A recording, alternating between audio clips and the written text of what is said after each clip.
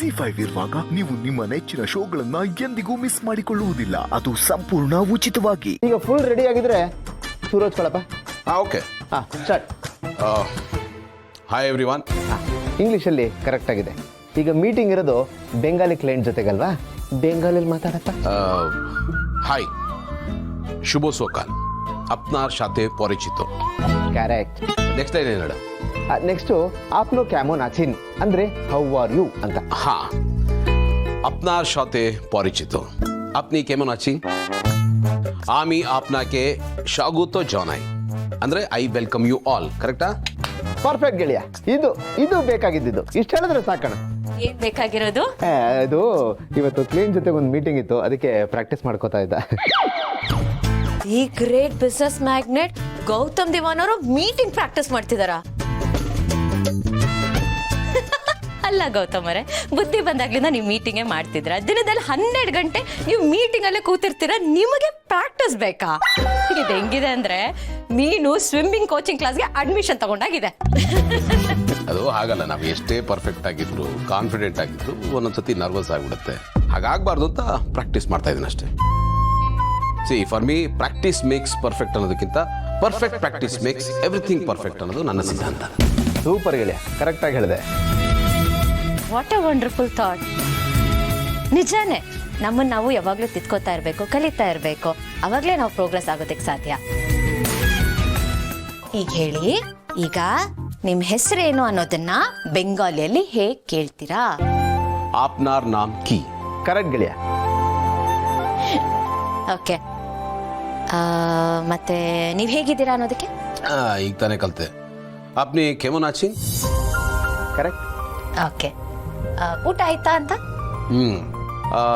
ದೋಪೇರ್ ಖಬರ್ ಖಾओ. Correct. Okay,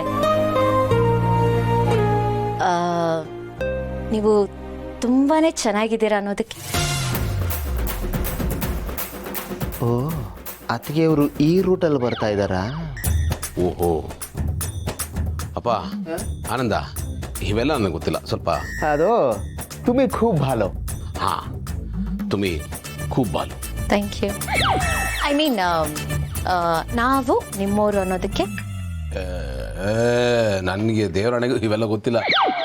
mister Anand, help ಮಾಡಿ. ಆಮಿ ತೋಮಾಕಿ ಭಾಲು ಭಾಷಿ. ಹಾ, ಆಮಿ ತೋಮಾಕೆ ಭಾಲೋ ಭಾಷಿ.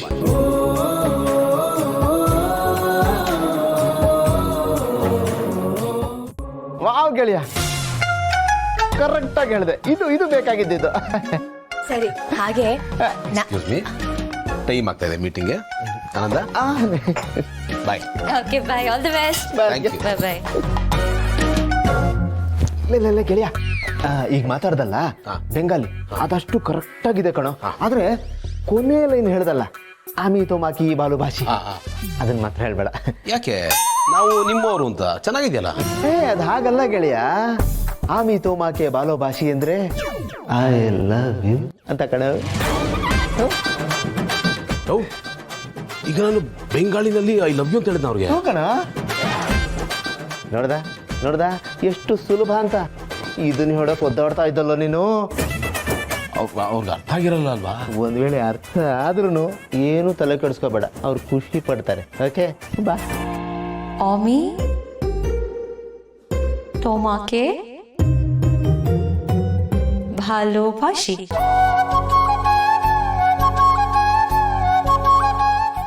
Z5 app download ಮಾಡಿ ಎಲ್ಲಾ ಸಂಚಿಕೆಗಳನ್ನು ಸಂಪೂರ್ಣ ಉಚಿತವಾಗಿ ನೋಡಿ.